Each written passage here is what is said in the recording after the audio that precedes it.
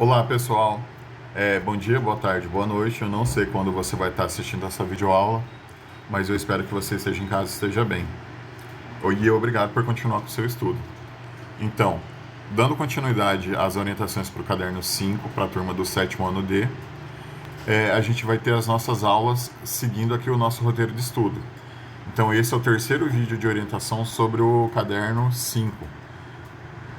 Continuando. Então, as aulas que a gente vai atribuir agora algum estudo são as aulas referentes ao dia 20 e 21 de agosto. Aqui nessa parte do conteúdo a gente começou a estudar então regra de três composta. Então, lembrando, regra de três simples, a gente comparava duas grandezas. A gente montava as tabelas, duas colunas para comparar. Quando a gente fala de regra de três composta, então utiliza mais de duas grandezas para comparação. Regra de três compostas, então, se tiver três grandezas para comparar, quatro grandezas, cinco grandezas, a gente utiliza aquele método de montar a tabela, só que são mais para a gente trabalhar e tem um diferencial. Na parte da tabela, onde tem a grandeza que tem o x, o valor desconhecido, a gente deixa ele sempre no primeiro membro. Os outros, a gente monta as razões e as proporções para comparar e a gente acaba multiplicando isso no segundo membro. Então aqui tem um exemplo que eu espero que você já tenha feito a leitura no arquivo PDF que já foi disponibilizado para estudo há 2 semanas atrás no Google Classroom. Então o que a gente vai fazer aqui é a leitura e identificar quais são as grandezas nesse exemplo aqui. Começa a leitura.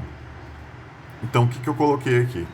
Nessa leitura então tem uma comparação da quantidade de horas trabalhadas por dia, quantos dias esses funcionários vão estar trabalhando, quantos funcionários, quantos operários tem nesse trabalho e a quantidade e a produção relacionada a essas quantidades.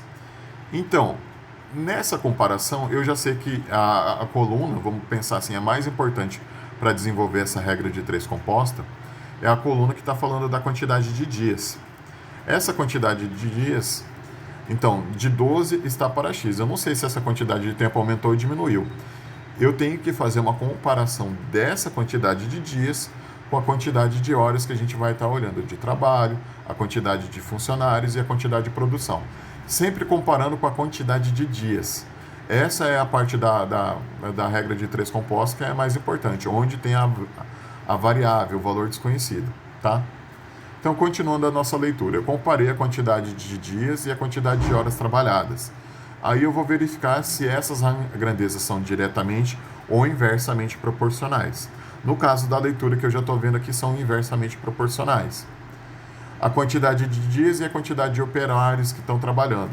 Eu tenho uma noção, se tiver mais funcionários trabalhando, vai precisar de menos dias. Então eu já sei que também são grandezas inversamente proporcionais. Tudo que eu estou falando, vocês podem fazer a leitura no arquivo PDF. Se eu estiver falando muito rápido, vocês podem pausar o vídeo e fazer a leitura do conteúdo ali. A comparação da quantidade de dias e a quantidade de produção. Se aumentar a produção, vai precisar de mais dias para fazer isso. Então, são grandezas diretamente proporcionais. A quantidade aumentou e a quantidade de produção aumentou, a quantidade de dias também aumentou. Tá? Esse é o exemplo. Após a gente fazer essa interpretação de quais são as grandezas diretamente proporcionais e quais são as grandezas inversamente proporcionais, a gente tem que tomar cuidado com as grandezas que são inversamente proporcionais. A gente inverter quando montar as frações para desenvolver o cálculo. Então, note que a ordem que está aparecendo aqui nessa tabela não é a mesma que está na atividade. Vamos ver se eu consigo enquadrar aqui. No começo do exercício, para montar uma regra de três composta, a parte que está o x vai na frente. 12 está para x. As grandezas que são inversamente proporcionais, a gente muda o sentido delas, tá? Que mais? Continuando a leitura, a gente multiplica o que está no segundo membro. Todas as frações que estiverem aparecendo ali no segundo membro, a gente multiplica. Isola o valor do x, a gente multiplica cruzado depois disso. O que estiver multiplicando o x vai passar fazendo uma divisão, tá, pessoal? Então, fazendo todo o cálculo aqui, por coincidência, a gente achou a mesma resposta, achou 12. E vamos voltar aqui um pouquinho. Então, a comparação que a gente tinha aqui na tabela, 8 está para 6, 30 está para 48, 1000 está para 1200.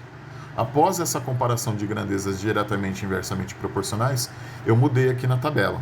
Quando eu faço essa mudança, aí eu começo a fazer essa parte das frações, de multiplicar o que está no segundo membro, após inverter as que são grandezas inversamente proporcionais. As diretamente continuam da mesma forma, tá?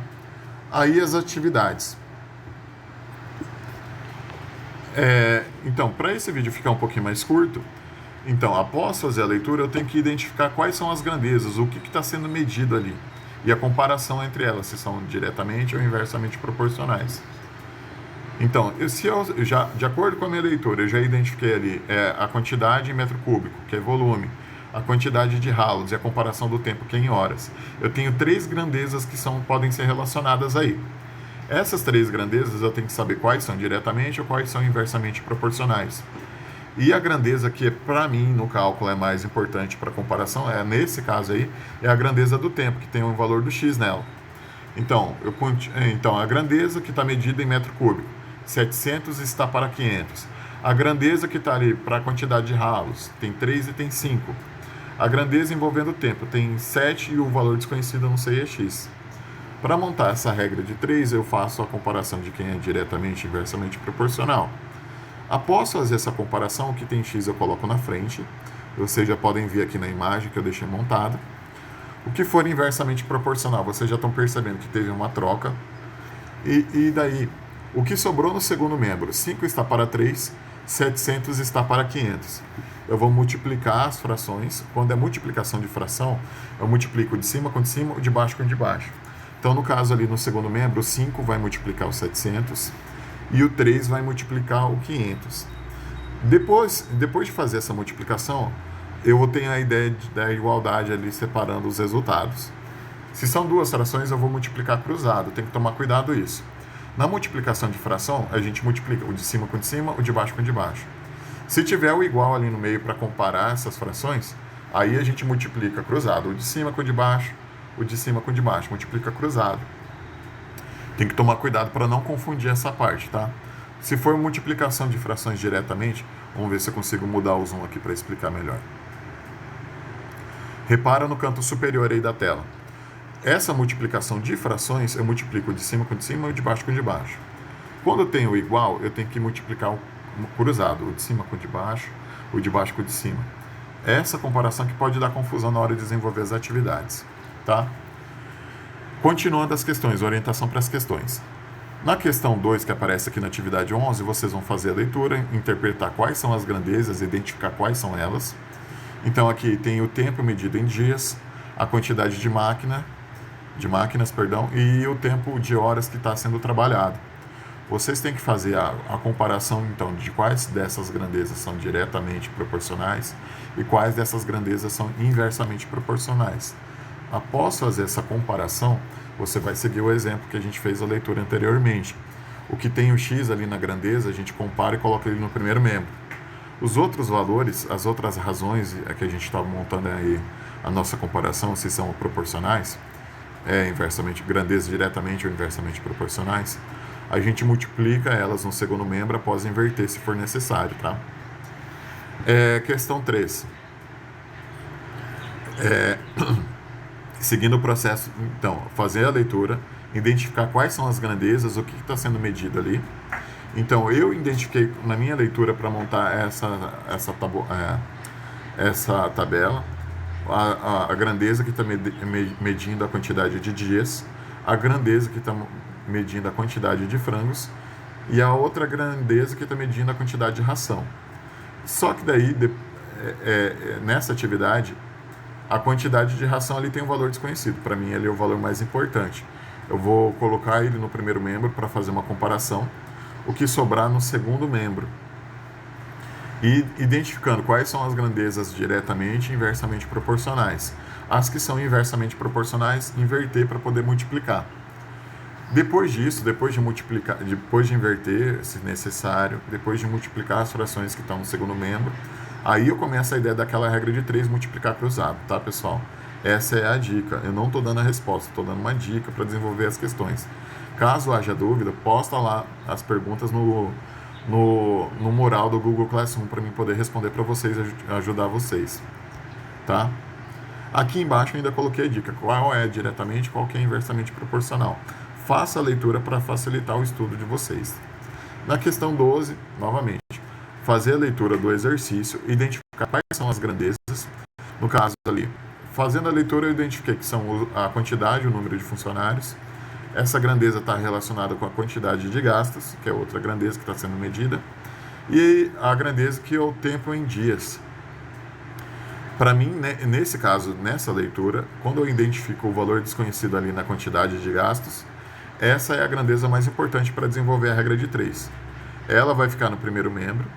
Depois disso, as outras grandezas que sobraram, eu vou identificar se elas são grandezas diretamente proporcionais ou inversamente proporcionais.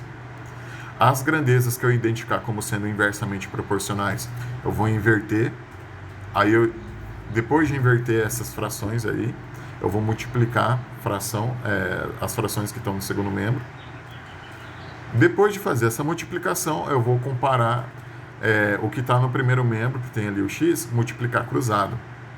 Multiplica o que está no segundo membro, depois multiplica cruzado com o valor do x, tá? Isola o valor do x, a gente vai obter o resultado da nossa regra de 3 composta. Aqui tem a comparação, aqui tem, de novo, faz a leitura aqui embaixo, porque tem uma dica sobre qual grandeza é diretamente ou inversamente proporcional. Questão 5. Após fazer a leitura, identifico quais são as grandezas nesse exercício. A grandeza que está medindo o tempo em dias, a grandeza que está medindo a quantidade de marceneiros e a grandeza que está medindo a quantidade de caixas. Após fazer essa leitura e identificar as grandezas, eu tenho que observar ali a grandeza da quantidade de marceneiros é a quantidade mais importante. Eu vou deixá-la no primeiro membro quando eu for montar minha regra de 3. No segundo membro, as outras grandezas que envolvem o tempo de dias e a quantidade de caixas, eu tenho que comparar quais são as grandezas diretamente proporcionais ou grandezas inversamente proporcionais. Lembrando que as grandezas que são inversamente proporcionais sempre tem que fazer a troca, o de cima pelo de baixo. Muda a fração para compensar essa ideia de ser inverso. E multiplica as frações que sobraram no segundo membro. Depois de fazer essa multiplicação, vocês vão relacionar com o primeiro membro e multiplicar cruzado para desenvolver o valor do x. Depois de multiplicar cruzado, isola o valor do x. O que estiver multiplicando ele vai passar dividindo. E, de novo, tem a dica aqui embaixo para vocês fazerem a leitura e identificar quais são as grandezas diretamente ou inversamente proporcionais. Por favor, façam a leitura para facilitar a identificação das grandezas, tá, pessoal? Por enquanto, muito obrigado por ter assistido essa videoaula até o final. Tchau, pessoal!